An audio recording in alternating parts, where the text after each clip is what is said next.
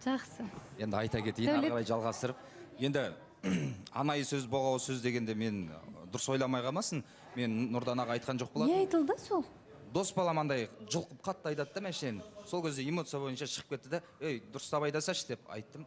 Бірақ сіз Нұрдана жаңа сізге айтылған сияқты етіп айттыңыз ғой. Это потому что ол жерде түрін бұзып, прям бүйтіп, қабағын түйіп не істеді да? Вообще қараған жоқ в мою сторону. Сосын ойлап отырды да, типа мен өстіп спокойно сөйлегенімді ол өзіне қатты қабылдап қалды деп ойлаймын да. Потому что постоянно мен бірдеңке айтқан кезде, давайте бір жаққа барып келейік. Мен айттым да, енді просто кеше бұл әңгіменің бәрі воскресенье күні после біз сол встречадан кейін ғой, понедельник түнде ма. Бұл кісіге айттым мен, типа, ашық сөйлесейікші, анау-мынау. Сосын мен айттым, типа, үйімдегілер де айтып жатыр, что сендер неге бір жерге бара бересіңдер, неге бір разнообразие жасамайсыңдар, өткенде айтқан Көктөбесі қайда, неге хотя мына тұрған Каспийскийдің алдындағы фонтан бар ғой, анандай, типа, пар сияқты ше. В общем, сондайға неге бармайсыңдар, жүріп қайтуға деп жатыр да. Нұрдана, былай жасайық. Енді түсініп тұрмын, отбасыларыңыз айтады дегенмен де, бірінші жалпы Дәулет сізге ер азамат ретінде әңгімелеріңіз қызық па? Кездесу қызық өте ме сөйлескен кезде? Жоқ, мен бұл кісіні таңдап нормально, серьезно келдім да. Жоқ, бірақ сіз білген жоқсыз ғой, кім қандай екенін. Сөйлескен кезде, мысалы, сізге жалпы адам ретінде ұнай ма? Жоқ, мен Балауса ханым бұл кісінің барлық несіне көз жұмып қарап келе жатырмын да. Бірақ не нәрсеге көз жұмып келеді? Неге көз жұмасыз? Сіз өзіңіз білесіз, қазір мен мына жерде айтсам, кішкене ұяласыз ғой. Айта бер. Жоқ, бұл жерде бар ғой. Жоқ, қазір сіз бар ғой. Мен мына жерге айтатын затта, айтпайтын затта бар, кішкене орнымен айтып отырмын, мен просто эфирде отырғаннан кейін. Сіз былай жасаңыз, сіз айтсаңызшы нақты сізге не ұнамайды? Мысалы, сіз қалағандай кездесулер болмай жатыр, солай ма? Жоқ, Балауса ханым, мен нормально кездесуге келеміз. Былай өткенде киноға барғандан өзінде кішкене ерсіз сөздерді айтып отырды. Насчет уборной, мысалға, өткенде сіз айтқан, это прикол ретінде. Сосын деген, қазір мен айтуға оны ұялып тұрмын негізі. Сіздің абыройыңызды да мына жерде түсіргім келмейді, потому что сіз мына жерде андай не істеп отырсыз да? Жоқ, сен айта берші, қазір халық басқаша ойлап қалады, негізші. Бір дұрыс емес нәрсе істеген сияқты. Айта бер, қандай бар, солай айта бер. Мен ешқандай жағымсыз нәрсе істеген жоқ. Мен бар ғой, тек қана бір нәрсе шықсыншы деп, сезімге қарай, бір махаббат болуға, қол ұстасып жүруге, үйленуге, жұп болуға асығам да, бірақ мына жерде тұрады да маған кездесу дұрыс ұйымдастырмайсың. Мен қолымнан келгенше істеп жатырмын. Мынандай список жібергенде, оны сен бұл жерге кездесу ұйымдастыру үшін келген жоқсың, сен менімен танысып көру үшін келдің, біріншіден.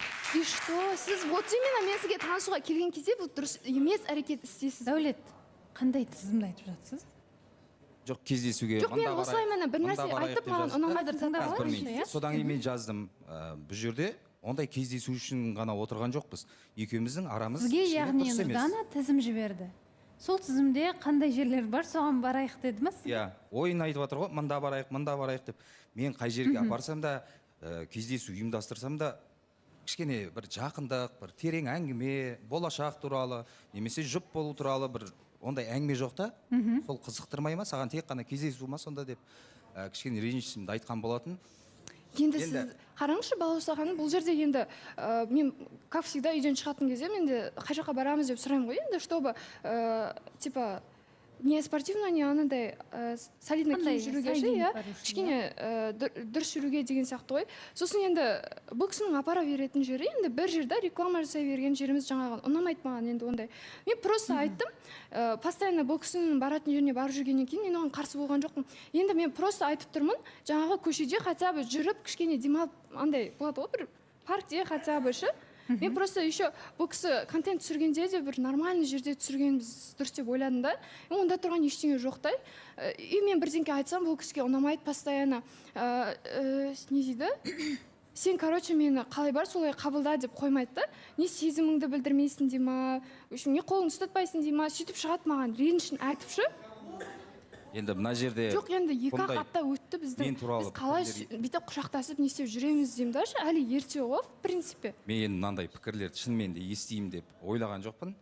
Барынша сыйластығымды, құрметімді білдірдім. Мен просто айтамын да, мен қыз жігіт болып жүргім келеді. Шынымды айтсам, жақсы көргім келеді, махаббат құрғым келеді.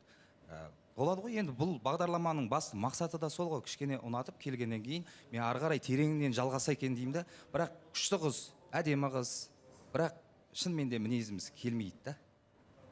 Балауса ханым, бұған бір қолын ұстататын қыз бұйырмады-ау. негізінде бір оң жағымда біреу отыр, міне алдымда біреу отыр. Енді мен келетін болсам, негізінде Дәулет басында шынымен де қарындасымыз Нұрдана ғой, Нұрдана негіз шынымен де таңдап келгені көрініп тұр. Бірақ та мынандай нәрсе бар да, енді еркектің жағдайы көп нәрсені білдірмеу мүмкін сізге. Потому что ол бір жерге апара береді деп отырсыз ғой. Ол да бір реклама десеңіз де, ол қалай болса да сізді апарып жатыр да. Может сізге білдірмеу мүмкін ол. Қандай ақшасы бар ма, жоқ па, болмаса сол сіз видеоларды сіз жіберген тізімге жаңағы оның да негізінде қалай айтсам болады, ынтасы болуы мүмкін да, бірақ өзінің жағдайы жетпеуі де мүмкін да. Жоқ, ол ақшасын құртатындай жер емес қой, айналайын, мына тұрған көшеде жүріп қайтсаң да болады Ол ғой. былай ғой негізі, реклама дегенше, ол 2-ақ рет, бізде 5-6 кездесу болды. Енді одан 5-6 емес, 4-ақ рет кездестік. Эфирдан кейін 2 рет кафеге бардық. Эфирдан тыс өткенде Ақкентте жаңағы әпкесімен таныстық, одан осы воскресенье киноға бардық қой. Жақсы. Ал анау мәселе ше. жерге барыпсыздар ғой негізі. Мен анау бір нәрсені түсінбей қалдым да, жаңағы Саддәулет пен үміткері дедіңіз ба, Нұрдана не дедіңіз? Оған қызығып жүріп, біз қызығатындай бірдеңе істеп жатырық па эфирде? Жоқ енді. Жоқ, сіздер беттеріңізден сүйіп амандастыңыздар ғой. Кірген кезде сондай дейді. Бәсе атым. Соған қызығып айттым екен деймін да, енді оған Жоқ, енді бірақ елдің бәрі сөйтіп амандасады. Сізде бір сүйдіре салмапсыз да, бір арманда кетіп. Жоқ, енді ол кісі енді былай нормально істесе болады ғой, кішкене бір ерсілеу істей ма, білмеймін мен енді кішкене. Балауса ханым, мен Сәл бір подход болады ғой, Дәулет, сенде бір қалай? Или Жоқ, Саддәулет былай ғой, негізі андай подход, бір барынша түсіргісі келіп тұр ғой, мен артық нәрсе айтпай қойын. Мен түсіргісі тұрған жоқ, қалай бар солай айтып жатырмын. Сөйлеп алайыншы, мүмкін болса. Қоштасатын кезде бүйтіп қалып кеттім да просто. Содан кейін айттым. Енді қалып кеткенде мен просто былай отырдым ғой, сіз өзіңіз маған бүйтіп еңкейіп жатсыз ғой. Жарайды. Балауса ханым, мен осы жерде айта кетейінші, рұқсат болса. Тоқтатшы Бекзат. Жалпы мынандай нәрседе мен осы күнге дейін қарап жүрмін да, Дәулет ағаның таныстықтарынша Жансаямен де болды, осы кісіге де оның алдында да болды да, неге одно и то же әңгімелер келеді сіз жаққа, мен соны түсінбей жатырмын. Неге сіз өзіңізден бір нәрсені іздеп көргіңіз келмей ма? Мен неге маған қыздардың бәрі осылай обращение ұстайды, неге ондай әңгімелер айтады? Мүмкін мен жақтан бір нәрсе бар шығар деген сияқты, бір өзіңізде мен сізде көрген жоқсыз ба? Потому что мына үшінші эфир деп айтайыншы, 3 қызбен таныстық, одно и то же әңгімелер, мына жақта бүйтеді, мына жақта Айда, дұрыс айтасыз. Шынымен де неге ондай әңгімелер? Жоқ, менде андай сүйуге, неге ондай істемеймін. Просто қоштасатын. Неге қыздар осы әңгімені айтады? Жоқ, Балауса ханым, бұл кісінің мынандай бар екен да, сен мені қалай бар, солай қабылда деп. Мен бұл кісінің жағдайын, мысалы, отбасын, жаңағы жұмысын бәрін біліп келіп отырмын ғой, мысалы, қалай бар, солай қабылдап отырмын. Бірақ бұл кісінің менің бір кішкене осылай айтқан эмоциямен айтқан сөзімді көтере алмайды да, қабағын түйіп шығады да, сен былай істедің, сен бүйтіп қалып жатсың деп маған ренжіп шығады да, мен білмеймін енді басқа не керек бұл кісіге ше. Бұл жерде менің бір қателігім, таныстықты ортақ шешіммен тоқтатайық деп алдын ала айтып қойдым да, мен соңында айтатын болсам, осында келіп басқа жақсы пікірлер айтатын бет мен. Яғни сіз кеше сыртта айттыңыз, кеше болғанда. Бұл кісі маған былай айтты ғой, тоқтатайық дедіңіз. Екеуміздің ортақ шешіміміз бойынша тоқтата салайық деп айта салайық, типа бірақ оның алдында бір бүйтіп айтқан, болды, мен сенің айтқаныңмен жүремін, мен сенің айтқаныңды істеймін деді да, сөйтіп артынан құбыла қалды. Білмеймін енді, өзімен өзі жүрген сияқты бір серьезный қарамайды. Дәулетке ше мынандай бір сұрақ бар да. Дәулет, ұялмайсың ба жалпы? Ұялатын нәрсе көріп тұрған жоқпын бұл жерде. Жоқ, үй алмайсың ба деймін. Негізі Ернарға көз тиді ме, білмеймін, ауырып тұр ма? Жоқ, Балауса ханым, негізі андай ғой, Дәулет былай көп үміткермен, жаңа басқамен, Дәулет бір сәл 200 сияқты болып көрінеді мағанша. Өйткені сыртта бәрі айтады да, Дәулет мынандай, Дәулет мынандай, Дәулет сондай деп. Ап, бәрекелді Сағатжан. Рахмет Сағатжан. Дәулет. Мен бұл жерде айтайын деген, мен біреу мен дұрыс қабылдап тұр, біреу дұрыс қабылдап тұрған жоқ, бірақ саған деген көңілім шынайы болды, барынша саған шын ілтипатымды білдіргім келді. Енді менен Сыйластық гүлі деп жатсыз, иә? Таныстық тоқтайды. Нұрдана, келгеніңізге үлкен рахмет.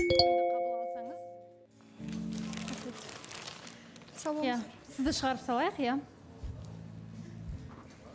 Таныстық тоқтады, өкінішке орай, үміткер күтесіз, жайғасыңыз. Бірақ мен бәрі бірде түсіне алмадым негізі не үшін тоқтады, бірақ екі жақты бұл жерде жалпы бір-бірлеріңіз үшін жаралған жандар емес сияқтысыздар дегендей ойдамын. Құрметті көрермен, біз сіздермен ертеңге дейін қоштасамыз. Ертең Расул